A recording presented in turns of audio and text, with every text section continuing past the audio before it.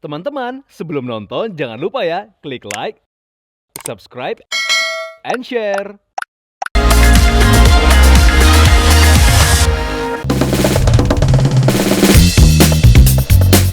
Hai viewers, kembali lagi dengan program spesial Diary Miss Indonesia 2024. Siapkan mental, fisik, maka dari itu kita akan warming up dulu sebelumnya. Untuk kegiatan berikutnya, kami para finalis Miss Indonesia diharuskan mengikuti Fast Track Competition. Fast Track Competition menjadi salah satu kegiatan yang dilakukan untuk mendapatkan penilaian dari para juri untuk performa kami selama masa karantina. Seperti yang sudah aku sampaikan sebelumnya nih, sejak awal bertemu, kami para finalis Miss Indonesia tahun ini sudah langsung merasa dekat satu sama lain. Untuk itu, saat harus melakukan Fast Track Sport Competition secara berkelompok atau teamwork, tentunya bukan hal yang sulit bagi kami. Olahraganya kita ada tes dari sit up, push up, dan juga beberapa aktivitas olahraga lainnya. Terutama saya menyiapkan dari kesehatan saya agar terus terjaga, biar bisa melewati fast track-nya dengan baik.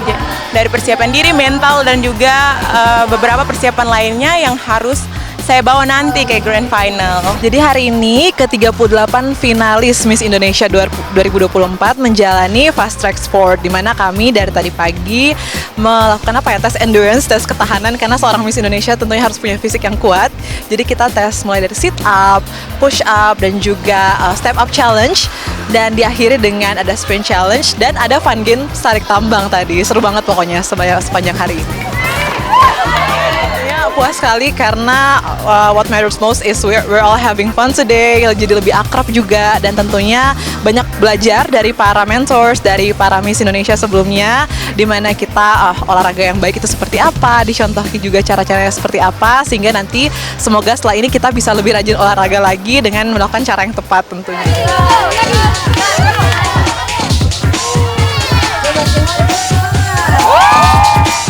Secara kebetulan, para mentor yang membantu untuk memberikan arahan di Fast Track Challenge tersebut adalah para alumnus dari ajang Miss Indonesia sebelumnya. Mulai dari Natasha Manuela, Miss Indonesia 2016, Carla Yules, Miss Indonesia 2020, dan tak ketinggalan Miss Indonesia tahun 2022 lalu, Audrey Vanessa.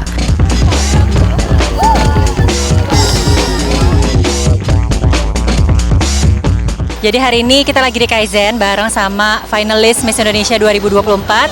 Saya bersama dengan Miss Indonesia 2022 Audrey Vanessa dan juga Miss 2020 Carla Yules. Di sini kami bertiga bertugas menjadi mentor.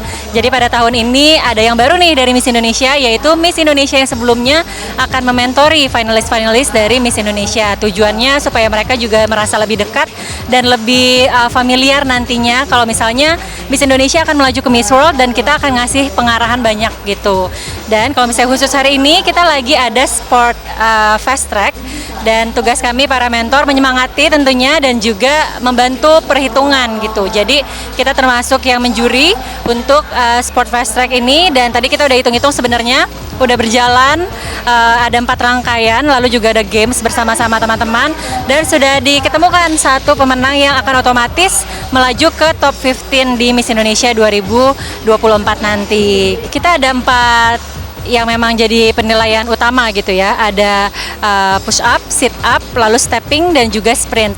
Dan di situ kita memang menghitung jumlahnya lebih banyak siapa, dan itu akan ditentukan pemenangnya gitu. Tapi di sini kita juga mungkin karena saya juga sebagai juri nanti di acara Grand Final sudah melihat juga kriteria-kriteria teman-teman semua, bagaimana mereka bekerja under pressure, lalu panas-panasan, capek gitu, tapi mereka tetap kelihatan gitu ya, ada endurance yang kuat gitu. Jadi selagi kita menilai dari poin-poin utama tadi, kita pun juga menilai bagaimana postur mereka, bagaimana kekuatan mental, fisik mereka, dan bagaimana mereka juga orang-orang yang tahan banting gitu. Antusiasnya kelihatan banget ya, mungkin awal-awal masih malu banget, tapi sekarang udah terlihat kayak lebih jadi diri mereka sendiri. Terus mungkin dari endorfin dan juga semangat berkeringat gitu, akhirnya kelihatan diri mereka, keceriaan mereka, dan pastinya semangat mereka.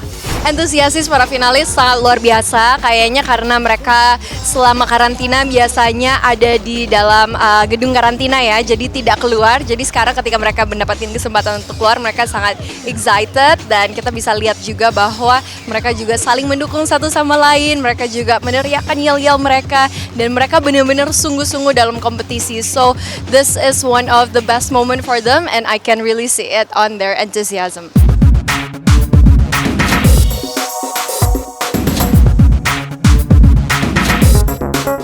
Selain Fast Track Sport Competition, ada juga Fast Track Challenge baru yaitu Multimedia Challenge yang juga wajib untuk kami ikuti.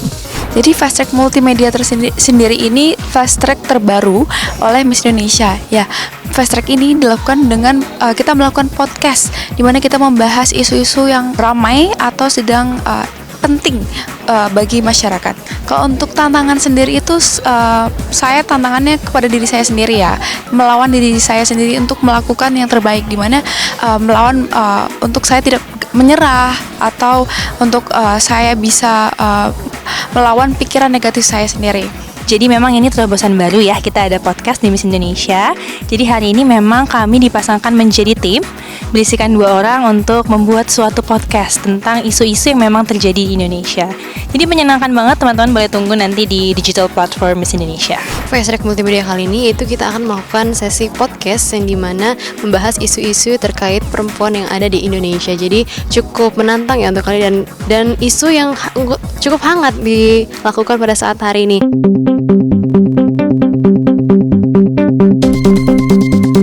Tak hanya itu saja, selain sport competition dan multimedia challenge, ada lagi penilaian dari jalur fast track lain yang harus kami ikuti, yaitu talent show.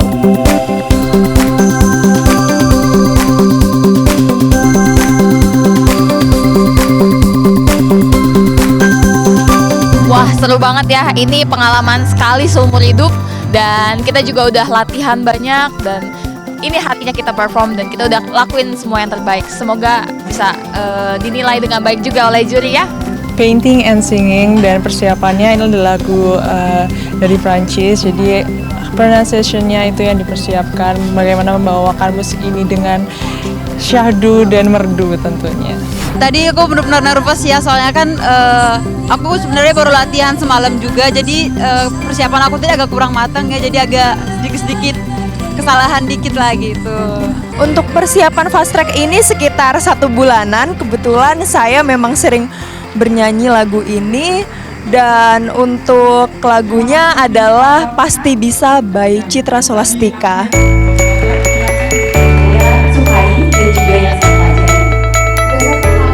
Last but not least, viewers, satu lagi fast track competition yang kami ikuti yaitu Head to Head Challenge. Secara kebetulan Miss Indonesia 2022 Audrey Vanessa kembali menjadi mentor di ajang fast track ini. Jadi tadi tuh pas head to head challenge tentunya kita tadi tuh mejanya melingkar gitu. Jadi kita bisa saling melihat antar finalis lainnya. Dan tadi tuh memang kita di sini kan lebih memperkenalkan diri lebih dalam lagi.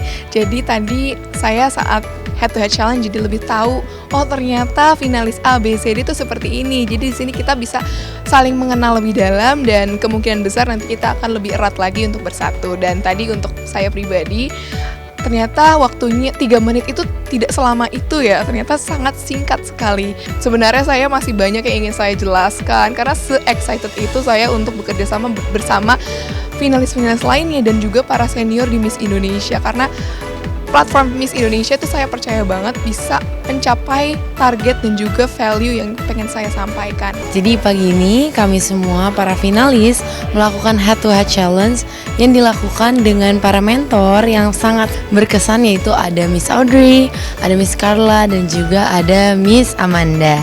Dan saya berkesempatan untuk mendengar cerita-cerita dari teman-teman semua finalis di sini, dan menurut saya head to head challenge ini sangat luar biasa, di luar ekspektasi saya. Cukup nervous tadi ya, tapi pas sudah nyampe di ruangan ini terus melakukan head to head challenge, melihat semua teman-teman santai, tenang menyampaikan opini dan kesannya masing-masing, saya jadi tenang, lebih tenang, dan akhirnya saya juga dapat menjalankan head to head challenge saya secara baik.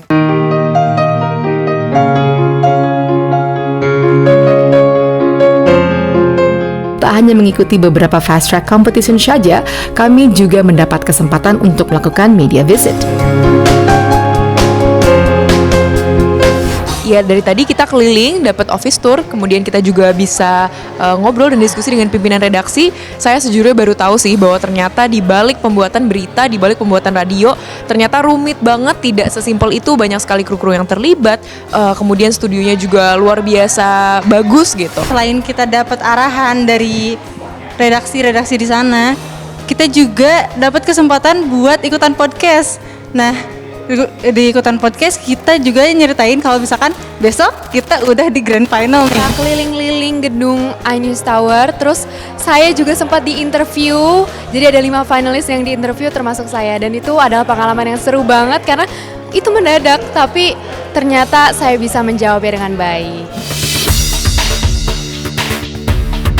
Selain melakukan Fast Track Challenge dan media visit, salah satu agenda yang kami tunggu-tunggu pada masa karantina adalah pembekalan materi yang disampaikan oleh Ibu Liliana Tanusudibio secara langsung. Bekalnya pasti banyak ya, karena kita pembekalan itu 1 jam yang saya akan isi nanti. Jadi kita akan meliput tentang kriteria manners, impressive, smart, dan social, itu saya jabarkan tentunya. Dan juga bekal-bekal yang lain tentang tentang sebagai benefit mereka sebagai Miss Indonesia, dan juga tentunya sebagai finalis yang mana mereka harus apa yang mereka kerjakan selama di karantina ini. Jadi fast track apa yang mereka akan lalui, juga penilaiannya seperti apa, itu kita jabarkan semua. Sebagai Miss Indonesia itu adalah sebagai perempuan yang utuh, yang mana kita merasa bahwa Miss Indonesia itu perlu mempunyai integritas yang bisa membawakan dirinya di dunia luar tentunya, terutama di Miss World nantinya. Jadi seseorang yang mempunyai potensi dan mempunyai kepintaran yang bisa memberikan potensi dan kepintaran itu untuk masyarakat sekeliling mereka. Yang dari materi yang saya tangkap sangat bagus sekali ya Kak, karena ini bukan Miss Indonesia sendiri bukan tetap menekan tentang perempuan yang pintar saja, namun perempuan yang harus mempunyai jiwa sosial yang tinggi. Seperti itu, jadi dia agak berbeda sedikit dari yang lain. Saya merasa sangat bersyukur atas pembekalan yang diberikan oleh Ibu Liliana hari ini. Saya mendapatkan banyak materi yang mungkin saya tidak bisa dapatkan di luar kelas ini. Saya juga belajar tentang 4 pilar yang utama yang harus dimiliki oleh perempuan, yaitu manner, impressive, smart, and social. Saya belajar bahwa jika wanita memiliki 4 pilar ini akan menjadikan pesona wanita itu melebihi dari fisiknya saja, tetapi dari ketulusan hatinya yang terpancar keluar. Dan saya sangat senang sekali mendapatkan materi ini untuk membekali saya di kemudian hari, dan saya ingin berkontribusi juga untuk menjadi salah satu bagian dari wanita-wanita ini. Bisa dikatakan sebagai founder dari Miss Indonesia Foundation, tentunya Ibu Liliana memiliki banyak pengalaman. Untuk itu kami merasa sangat beruntung bisa belajar langsung dari beliau. Kami semua 38 finalis mendapat pembekalan dari Ibu Liliana mengenai Miss Indonesia sendiri, di mana sebetulnya Miss Indonesia ataupun sebetulnya setiap perempuan itu harus mempunyai sikap atau karakter MISS, yaitu manner, impressive, smart, dan social. Jadi sebetulnya tidak hanya cantik saja nih yang dibutuhkan untuk setiap perempuan, tapi juga setiap sifat, dan itu yang akan membekali kita untuk kedepannya. Sungguh banyak banget hal yang saya bisa pelajari sih dari Bu Liliana, karena dia juga sosok yang inspiratif buat saya dan pastinya bagi banyak wanita di Indonesia. Kita dibekali dengan prinsip dari Miss Indonesia, yaitu 4 ya, MISS, ada manners, impressive, smart, and social. Dan Bu Liliana menjelaskan bahwa 4-4-nya itu harus dimiliki oleh semua finalis Miss Indonesia. Kita bekerja sama untuk membuat pertanian regeneratif dan juga pengelolaan sampah. Tak hanya pembekalan materi dari Ibu Liliana saja, kami juga mendapatkan banyak ilmu dan pengetahuan baru dari Ibu Angela Tanusudibio selaku Wakil Menteri Pariwisata dan Ekonomi Kreatif. Saya ngelihat tadi finalis-finalisnya menurut saya adalah cerminan perempuan Indonesia yang cerdas, mereka juga cantik-cantik, tinggi-tinggi ya, dan saya yakin juga saya melihat ada passion yang luar biasa untuk bisa membangun komunitas, membantu UMKM dan membantu masyarakat. Jadi ini betul-betul modal yang besar untuk mereka kedepannya bisa karirnya terus meningkat. Pariwisata ini sangat erat hubungannya dengan Miss Indonesia karena mereka dari 38 provinsi dan bisa mewakili dari provinsi masing-masing bisa mempromosikan Indonesia, itu satu. Kedua, karena pariwisata Indonesia itu adalah yang terdepan terkait women empowerment karena 54% dari tenaga kerja pariwisata adalah perempuan. Jadi ini juga relevan untuk Miss Indonesia dan tentunya pariwisata ini kan juga dampaknya terhadap sosial, budaya dan kemajuan ekonomi rakyat ini kan sangat besar. Jadi sangat cocok juga dengan apa yang diperjuangkan di Miss Indonesia melalui Beauty with Purpose-nya mereka. Dengan para finalis ini mengikuti Miss Indonesia, ya kan mereka bisa semakin dikenal, ya semoga mereka juga makin banyak followers-nya yang mengikuti mereka dan saya harap bisa menjadi panutan ya, bisa menjadi panutan yang baik untuk generasi muda ke depannya melalui apa yang mereka sampaikan dari sosial media mereka ataupun apa yang mereka tampilkan ke publik. Untuk pemateri kedua, Ibu Angela mengajarkan kita dan membuka insight kita mengenai kepariwisataan di Indonesia.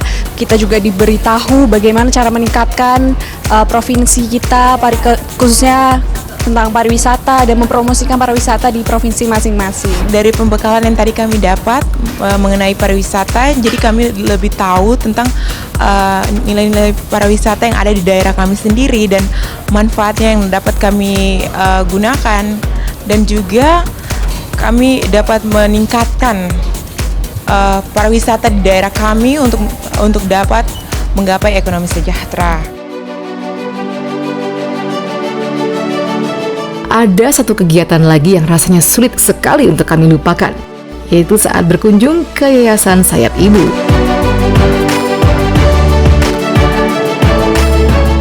Yayasan Sayap Ibu adalah panti untuk menampung adik-adik multiple disabilitas. Kunjungan ini tak hanya membuat kami merasa terharu, namun juga memberikan pelajaran berharga, yaitu rasa syukur dan kepedulian kepada sesama. Saya sangat terinspirasi dari mereka. Mereka itu mengajarkan saya banyak hal seperti kayak kita itu semua punya talenta, kita punya potensi masing-masing. Hanya saja kita perlu cari tahu sendiri nih apa aja itu dan kita harus memanfaatkan potensi tersebut. Intinya saya belajar banyak dari mereka hari ini. Jadi ada anak-anak yang cerebral palsy, walaupun mereka udah di atas 17 tahun, udah bukan anak-anak ya, tapi udah dewasa. Cuma mereka itu dilatih untuk bisa Excel dan juga bisa Canva, dan itu menurut saya hal menarik banget. Dan saya pernah coba ke tempat-tempat yayasan dan melihat anak-anak yang disabilitas seperti ini, tapi ini baru pertama kali saya melihat hal seperti ini, jadi menurut saya sangat menarik banget hari ini. Teman-teman, sebelum nonton jangan lupa ya klik like, subscribe, and share.